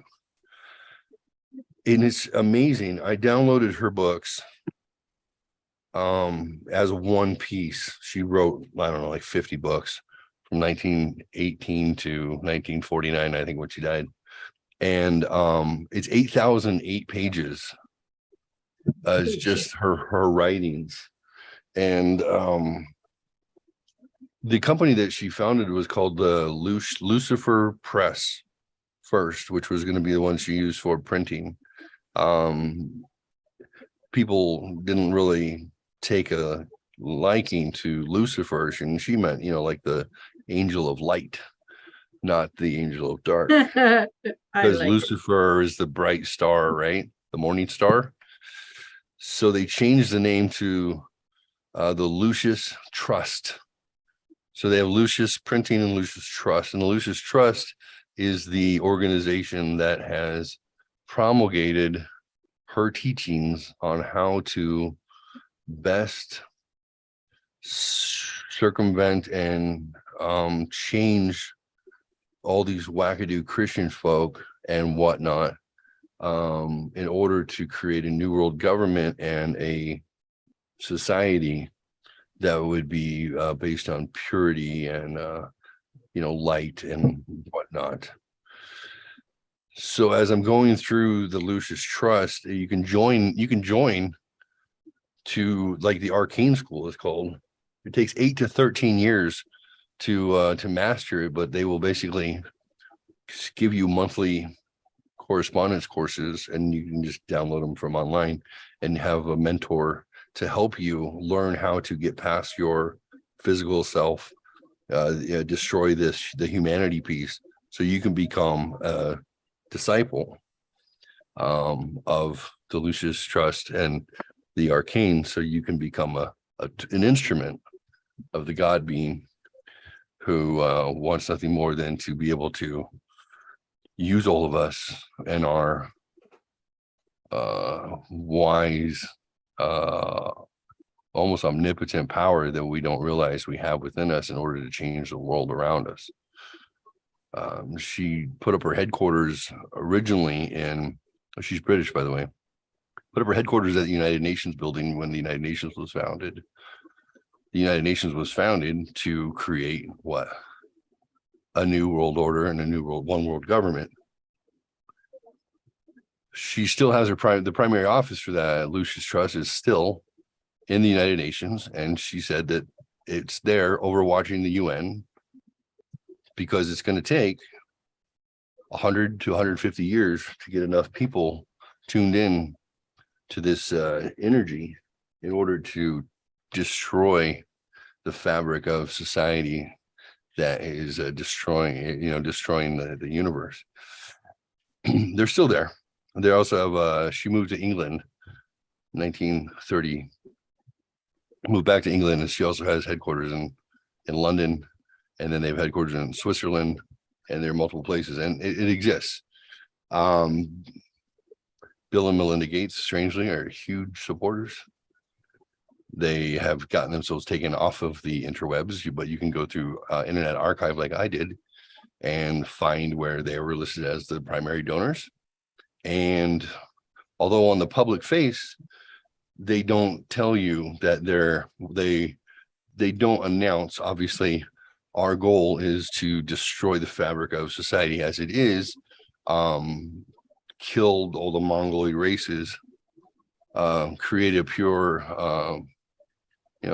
Aryan race who can direct the universe through their powers where that's where it needs to go. They remove all that stuff, and it's in the text. So I started searching through the texts, as I did when I found that first, World Economic Forum thing that says we need to test run pandemics, and if we don't do it, you guys are, you guys agreed 8 years ago and you're not doing it, so by this date we better have 2, and here are the things you must do. Yeah, remember when I lost my mind? Well, since then, I keep wondering, I keep asking, if this is all conspiracy, it's everybody's saying the same thing. Everybody's speaking from the same playbook. Oh, George Soros was another huge investor. He's a huge investor and supporter of Lucis Trust. Bill and Melinda Gates, George Soros. Weird. And I kept asking, like, where are the talking points that everybody has? Because they all say the same thing and repeat the same thing over and over again, and you realize there's an agenda. And I'm like, who's writing the agenda? That's what I want to understand. Like, I want to find the source of the agenda. I can find people, I can find the organizations, the NGOs who are executing the agenda. I could find a little bit here and there from Woodrow Wilson and post-World War I folks that kind of point in that direction. But I'm like, who came up with it and who's directing it? Oh, well, that would be the Lucis Trust. So,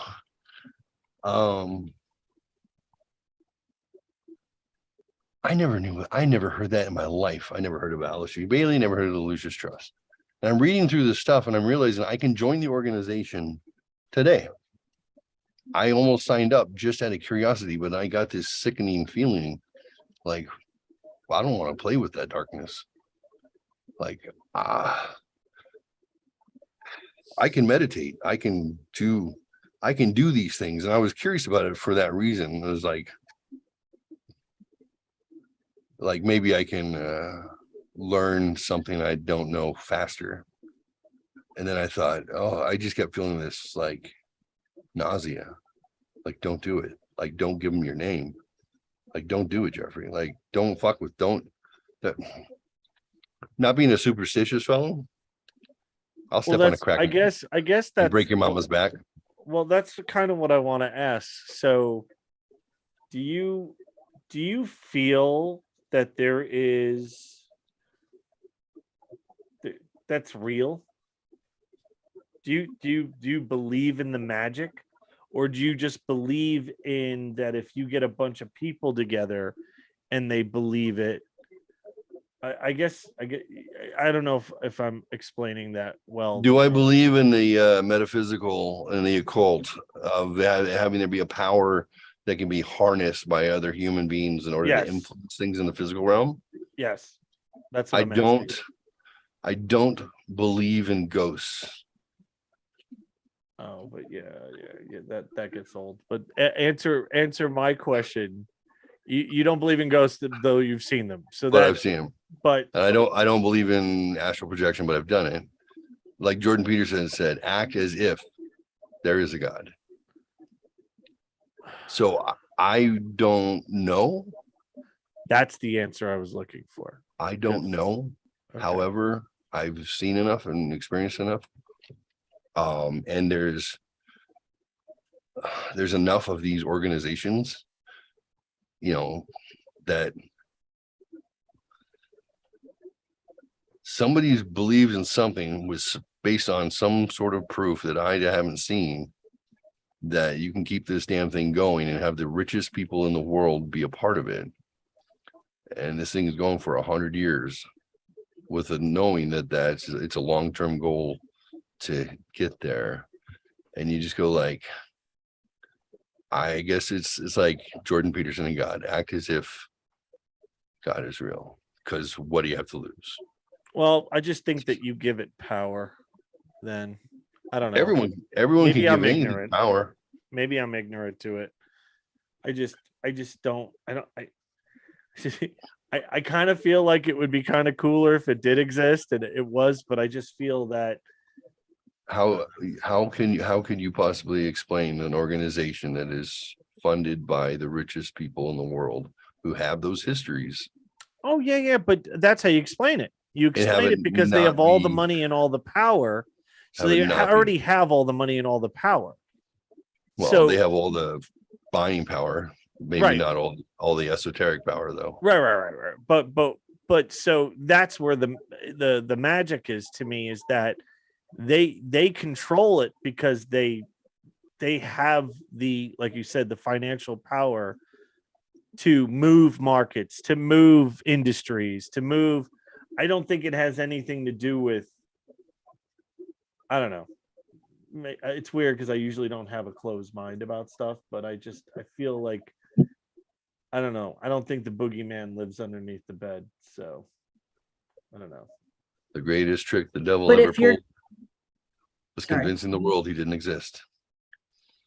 But according to your own words, John, if you don't have your toes covered, they'll get you. You told me Right? Yeah. Do you know I actually sleep every night now with my toes exposed? that. Do you know for a week after I got back from vacation, I slept with my feet covered up? Yeah, I won't do it. I won't now do it because it's too warm. Even if it's nice and cool out, if my toes are underneath it, I'm like, no, fuck this. My toes are coming out. Now I have a dog that sleeps right at my feet, so I feel like he is protecting my toes at the same time. I would be almost asleep and your voice would pop in my head. What? What do you mean you sleep with your feet uncovered? Don't you know that they're gonna get your toes? God damn you, John. I have to throw I my don't know. blanket over my feet. I feel like the power is because of the money and being able to move and do and the networking. I think they did networking long before anybody else did networking. But They created networking. right. I don't know. But I mean, you make a great point about the being around for hundreds of years and things like that. I'm with you.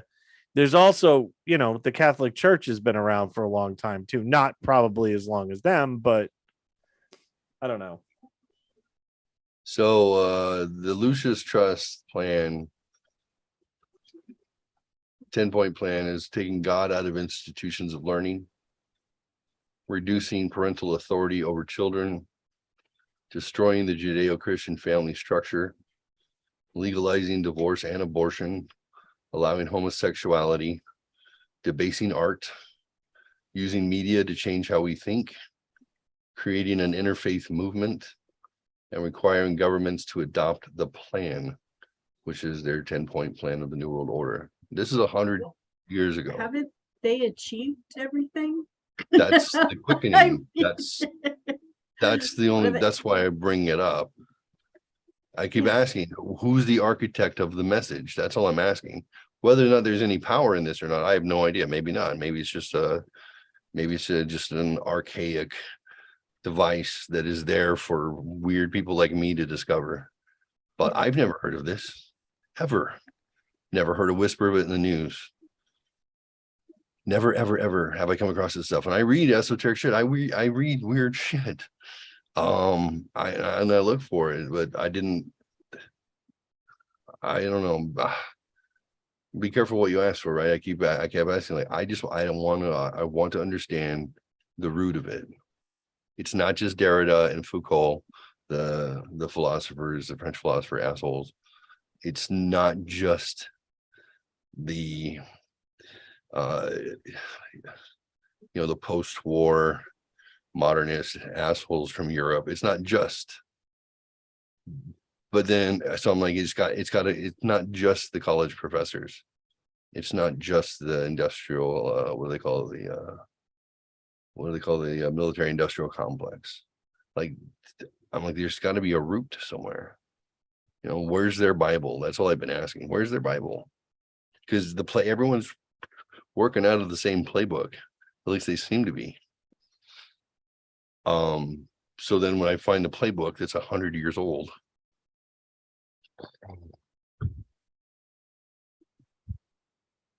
whether this is real or not, what makes it real is if people say, yeah, well, we believe in those principles too. We believe that we should have a single interfaith movement, require governments to adopt the 10-point plan of the New World Order. We should allow homosexuality. Remember 100 years ago, this was a deal, right? A very specific. Take God out of institutions of learning. Take that away from people. Reduce parental authority over children. Grooming. Destroy the Judeo-Christian family structure.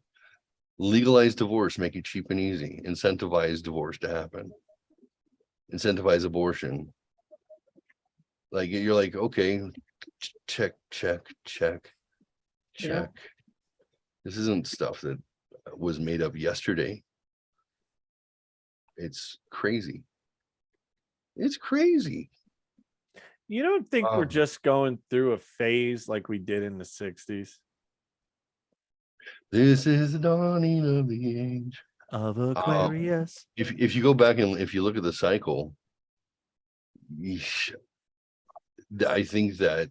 Oh God, does that mean disco's coming back? Fuck. I think that they've tried to cycle through this since for the last 100 years. I think they've tried to push this, right, and then they fall short, or somebody gets in the way. Like the population gets in the way, the people get in the way. Well, Reagan got in the way. You got the hippy dippy movement, right?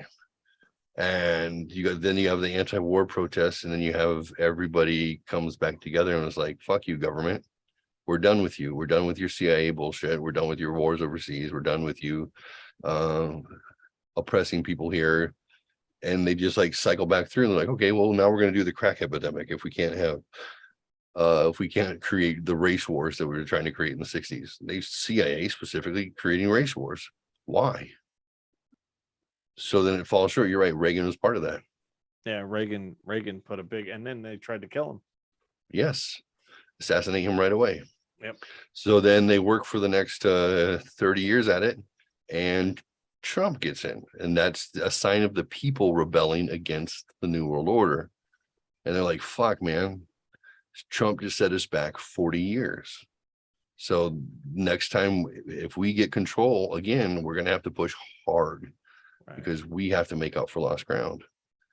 And then pedal to the metal, foot on your throat, force feeding you lies, normalizing pedophilia, normalizing, destroying the family structure, taking away gender roles. Like eugenics works in different ways. Take the girls and try and get them to believe that they're boys. That's part of the program. I mean, you just take out chunks of society that will not procreate, and you destroy the family. Is it something that we're going to survive again, or push back for another 40 years and have them wait another generation to do it? It's possible. I think they're trying really hard, and I think I think the grip is pretty universal, where for once it's not like you'd always listen to the shit going on in Europe. And you're like, oh, whatever, that's not us. They can do their thing. But now in Europe, they're rebelling. They're being louder than we are. She is so hot, the Italian prime minister. Oh my fucking God. What's her name? Giorgia Meloni? The only problem is she sounds like a female Hitler when she speaks. That's the only problem. Oh my God, she's so hot. She's hot, and she's fierce. She is fierce. She's just like, fuck you. Like we're not going to be genderless consumers. We're not parent one and parent two. Oh, she's so hot.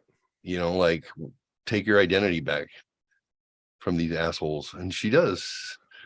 That's what she is, though, the Italian prime minister, right? Am I right on that? First female prime minister. Because she's conservative, of course, they go with Hitler.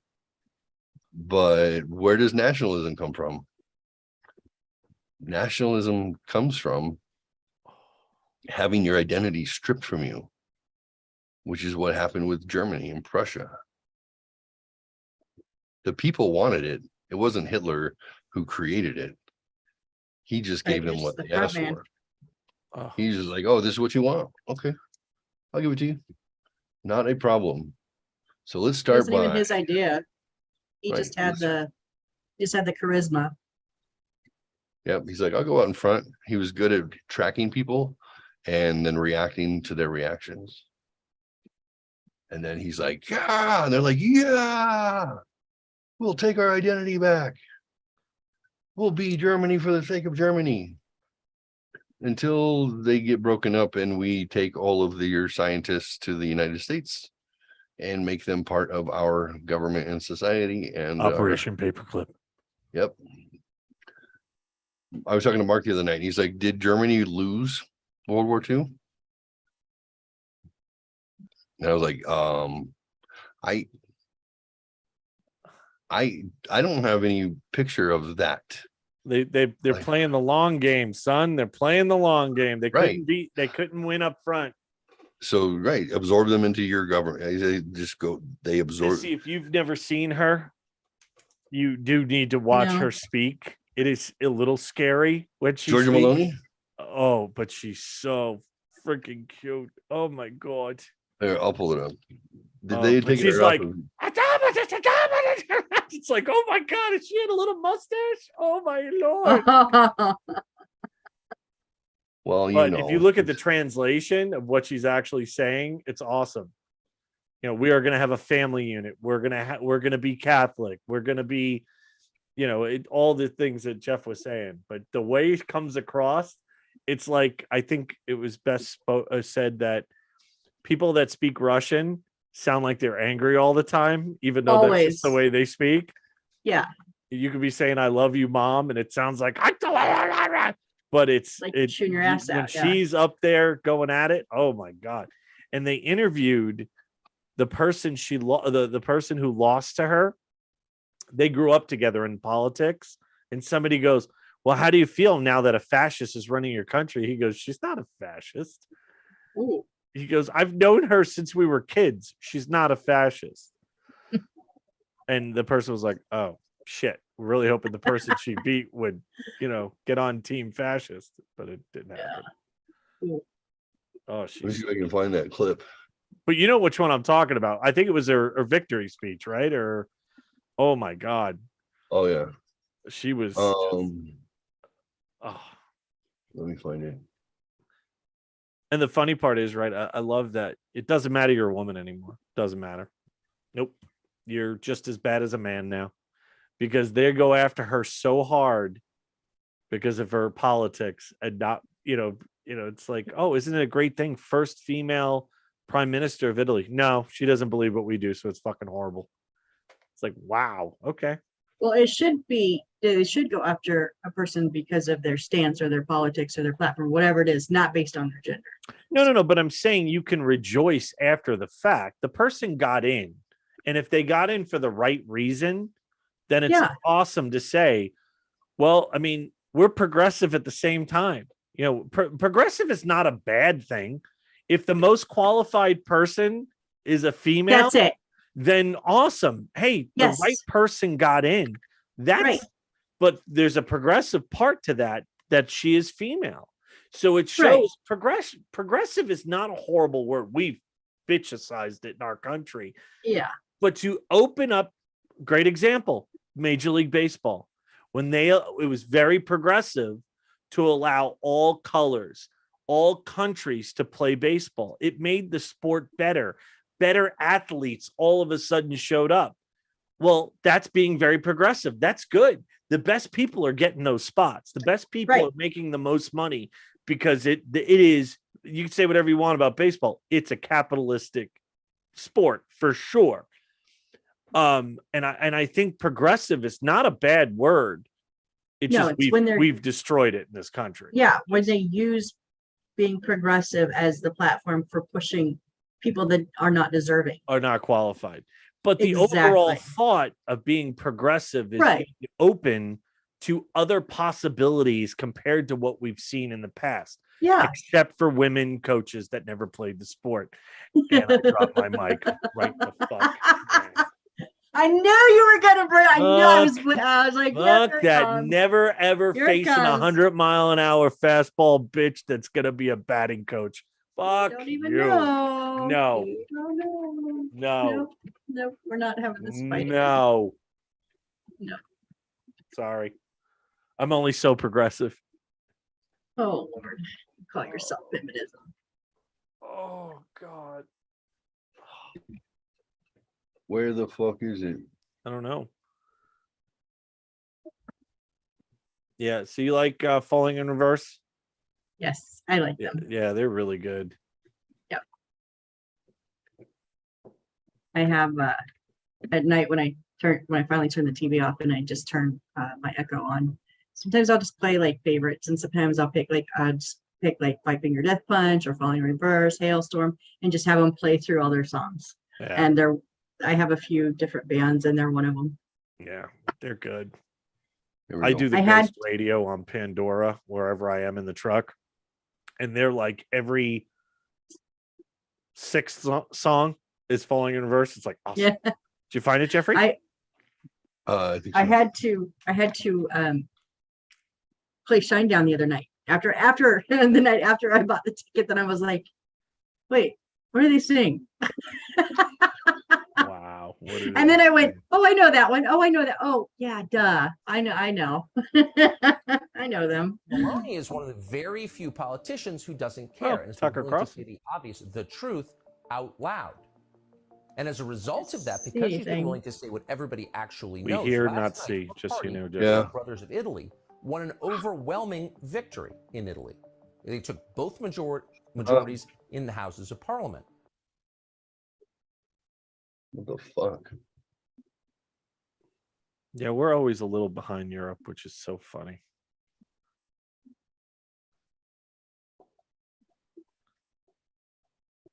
I want to see this new wave of politician. DeSantis as your president. This chick is the prime minister of fucking Italy. That'd be great. Where the fuck did you change your name? Finally, you noticed it. I've had that up there for a while. I was using my pronouns, Jeff. I don't know if you noticed. I look when you guys when we all first come in. I look to see what everybody says, and then I forget and I don't look anymore. Nothing, Jeff? No, you don't like my pronouns? No, I lost internet connection while you were talking. Oh. I was streaming the video the other night on Zoom, and all of a sudden my Zoom stops. Fuck! It goes back on. I had to stop, go. Are y'all there still? She spoke at CPAC, but this is her in English, so you're probably not gonna like it the same. Dear American conservatives, I was supposed to fly from Italy only a few hours after that Russia started bombing Ukraine. And I must confess that I had mixed feelings about whether to leave or give up being here with you all at CPAC. In the end, I decided to be here because faced with this unacceptable attack, being here is the best way to clarify where we stand on this conflict. We are on the side of international law. We are on the side of freedom. And indeed, we are awake, on the not side woke. of I like that. that is teaching the world what it means to fight for freedom.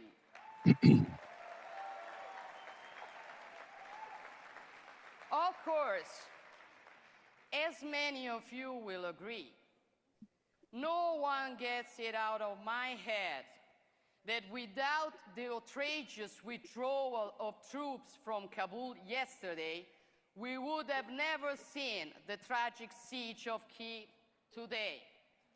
And certainly, no one would be preparing to see Taiwan occupied tomorrow. For in foreign policy, when it comes to defending strategic interests and core values, a display of weakness is not an option. Oh, I fucking love her. Oh, yeah. But I want Missy to see her speaking in Italian. Oh my God. Still, we will have time to talk about mistakes. Today is the time to be united and take a stand. And we very well know that our side is the Western world. Dear friends, this is the second time I stand on this stage. The first time I was invited here as the leader of a small but proud Italian conservative party.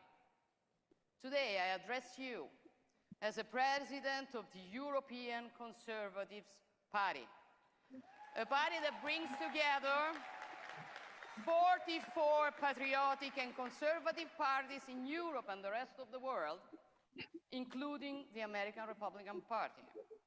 And I address you as the leader of Fratelli d'Italia, which since then has grown to be the main Italian center-right party.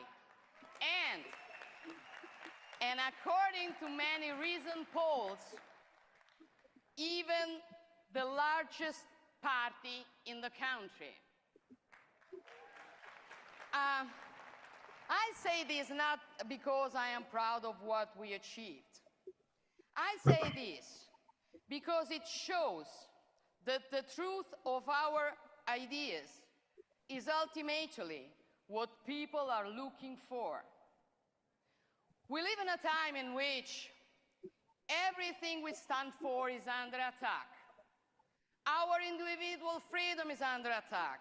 Our rights are under attack. The sovereignty of our nation is under attack. The prosperity and well-being of our families is under attack. The education of our children is under attack. In front of this, people understand that in this age, the only way of being rebels is to preserve what we are.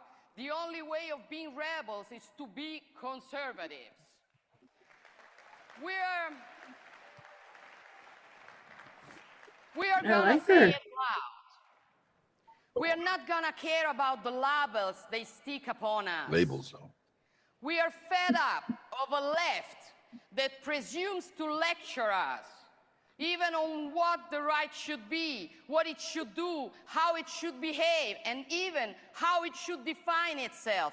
The left would do better to try recovering its own identity. We on the right know exactly who we are and what we stand for. Yeah, girl. Plenty of bikini photos of her, by the way. I'm sure. It's the same all over the world. It's the same all over the world. So-called I guess she was pretty famous for. She's been famous for a while. The arrogance of their mainstream media. She did not look good pregnant. Political opponents to change, to be allowed into their inner circles. She's ripped now. Once right-wing men and women are admitted into progressive inner circles, they will have changed so much that conservative people will no longer recognize them and will stop supporting them. And that's exactly what they want. A right wing on a leash, irrelevant, and trained as a monkey. Oh, dude. But you know what? We're not monkeys. We are not even rhinos. We won't be part of their zoo. Yeah. We will not be part of their inner circles because we prefer. Fuck you. Sorry, not her. But I mean, yes. Oh, yeah. Public squares. and we will not be part of their mainstream because we are on the side of the people. You in America and us in Europe and our friends on other continents, we are proud of our identities, of what we stand for. And we know that our adversaries operating globally, applying the same tactics and the same ideology to destroy our identities and what makes us who we really are. I see unbelievable things happening on the border between United States and Mexico. And I think of our own Sicily. Thousands of migrants allowed to enter without permission, who end up crowding out the slums of our towns and cities, undercutting the salaries of our own workers, and in many instances engaging in crime. Will we surrender in front of this? No, we won't. We will fight it, standing tall. I see cancel culture fanatics, not only in the street violence, but also in our institutions, tearing down statues, tampering with books and comics, changing street names, accusing of guilt, a shared history that they would like to rewrite. We will surrender in front of this. No, we won't. We'll fight it head on. Just imagine her in Italian. Oh, she just fucking goes nuts. Oh, woke. Destroying the foundations of the natural family, attacking life, insulting religion, changing words, and even imposing new graphic signs.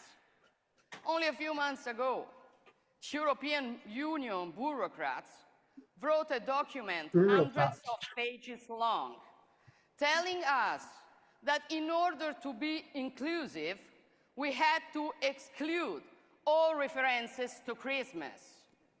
Jesus, Mary, and all Christian names were to be removed from all official communication. Will we surrender in front of this? No. No, we will not.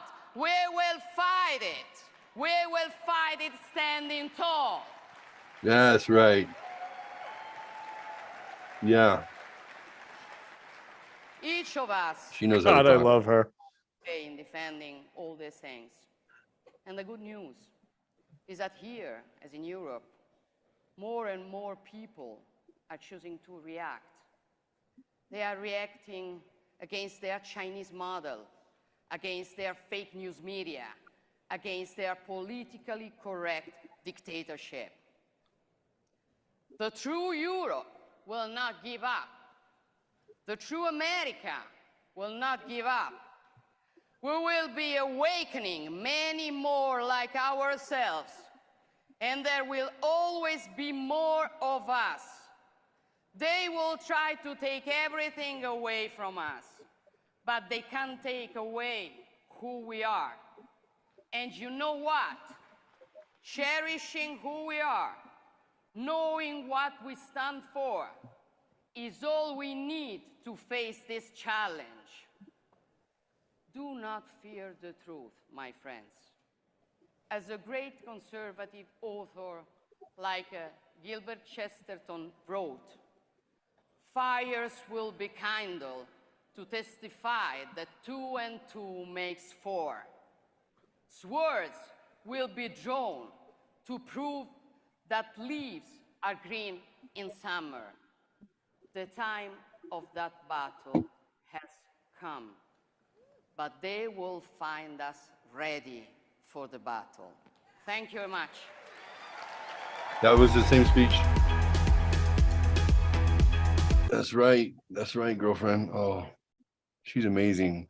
She is. I think too, she has a bit of a deeper voice, so I can just imagine, Yeah. you know, when she like revved up in her native language, like that deeper voice is. I love the way she speaks too, because she raises her voice on certain parts and then gets really quiet again. So you have to what?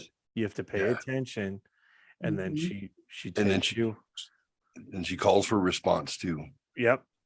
No, she's very good speaker. I wonder how old she is. Ageless. Doesn't matter. Got to be in her 40s, I would think. 45. Probably. Yeah. It's perfect. It's perfect. I would totally be first husband. No problem. But would you be second? Sure. Yeah, probably third. That's the question. Yeah. Everyone's like, she's like Hitler. If being like Hitler means that you can rally the troops with your message emphatically and stand on your traditional values as being something that is kind of sacred, okay, yeah. So Sure. she's the prime minister of Italy. This is her Twitter feed 4 days ago. Sicily, there are a bunch of Mexicans. She totally called them out. She goes, my deepest condolences for the victims of hashtag Hurricane Ian, and my warmest support to @Governor Ron DeSantis and the people of hashtag Florida for the immense work of reconstruction they will face from now on. God bless you. So, just freaking, I like her a lot. This is what is changing your name. This is what's coming out of the woodwork, like people are surprised that the ineffective right that has been there for a long time, the right who hasn't been willing to push back, and even when they're in power, this is a part of the logic about the right being ineffective that irritates me. If you're conservative, you want to conserve the Constitution and the values of your family, and you want limited government, and you want maximal freedoms. They say that, okay, well, the Republicans have control of the House and the Senate for 12 years, and they hardly did anything. Like, that's the point, you fucking idiots. Unless you're reversing laws, they're not supposed to be instituting new stuff constantly.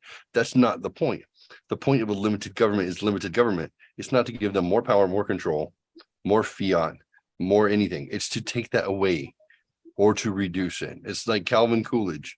I think Calvin Coolidge vetoed every bill that came by him. He was like, they're like, Mr. Coolidge, they say that you're a man of few words. Do you have anything to say about that? And he goes, no. And they call him like cool Calvin. He was just like,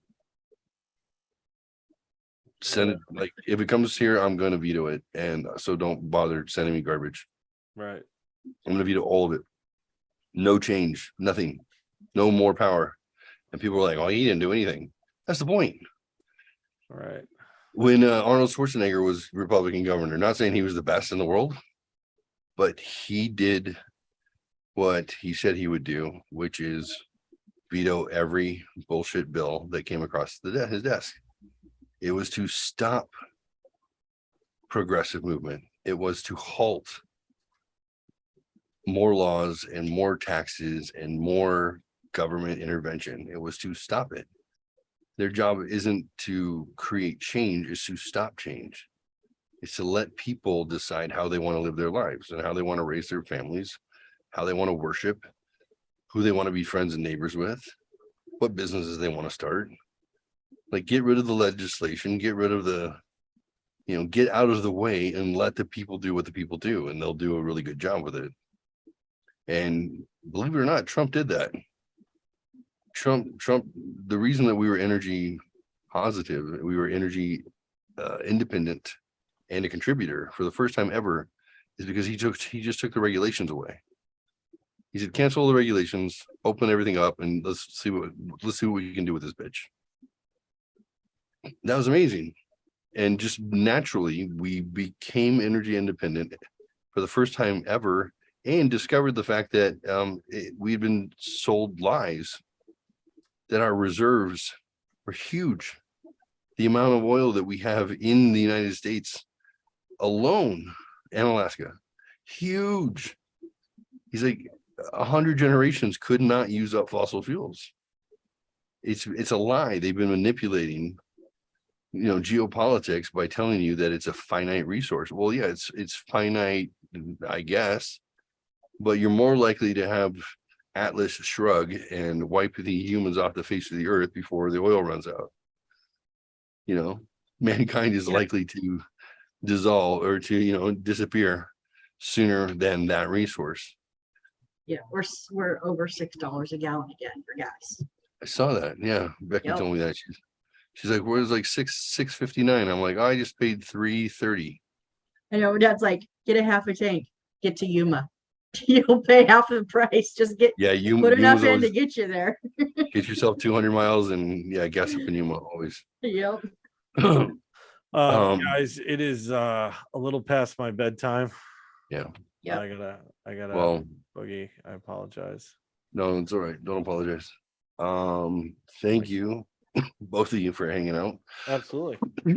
Do I know is all this stuff real or not? I don't know. It's real to somebody, but somebody like Georgia Maloney, I would love her. Somebody like Georgia Maloney, who's not afraid to be unpopular by saying things that we are all thinking.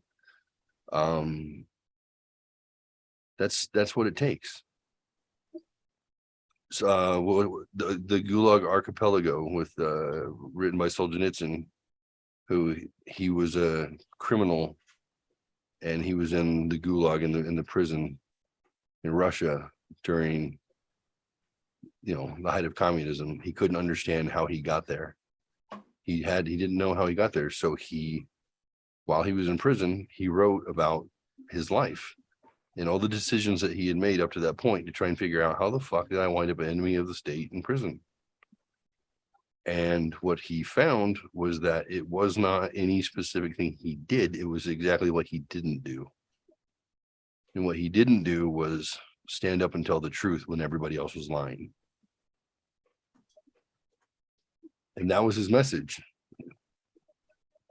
He just tell the truth. That's all it takes. Somebody has to stand up and say, no, this is fucked up. Castrating our children is fucked up. You're practicing eugenics on our babies is fucked up. Teaching our babies that they're racist because they're white is fucked up. We're not going to accept it anymore. You don't get to have an agenda. You get to have our agenda because we put you there. That's all there is to it. We're not wearing masks. You're a liar. We're not getting your shots. You're a liar. That's all it takes. First person who stands up and tells the truth and then empowers the other people to tell the truth. Right.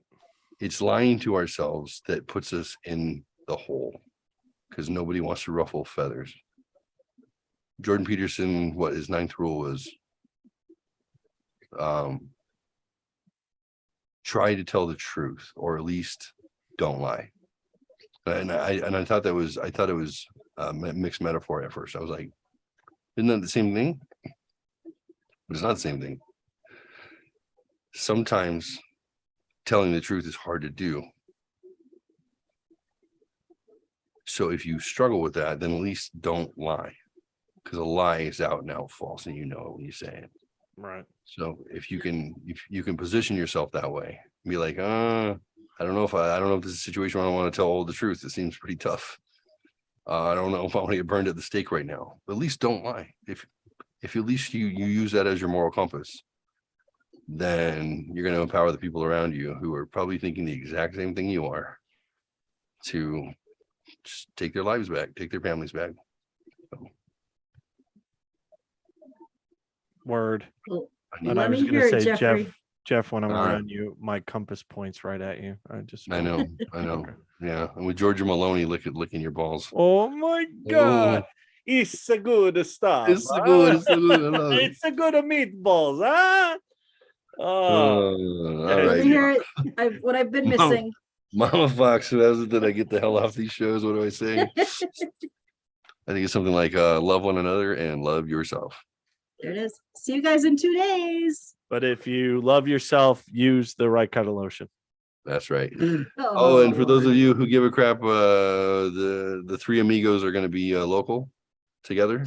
Yes. Probably in this house at some point. Yeah. So maybe pour a little whiskey. Maybe even tomorrow. If I hear, hey, I'm at Jeff's. Hey, I'll stop and get a bottle. We might have to. All right, I'll talk to you guys later. Bye. Good night.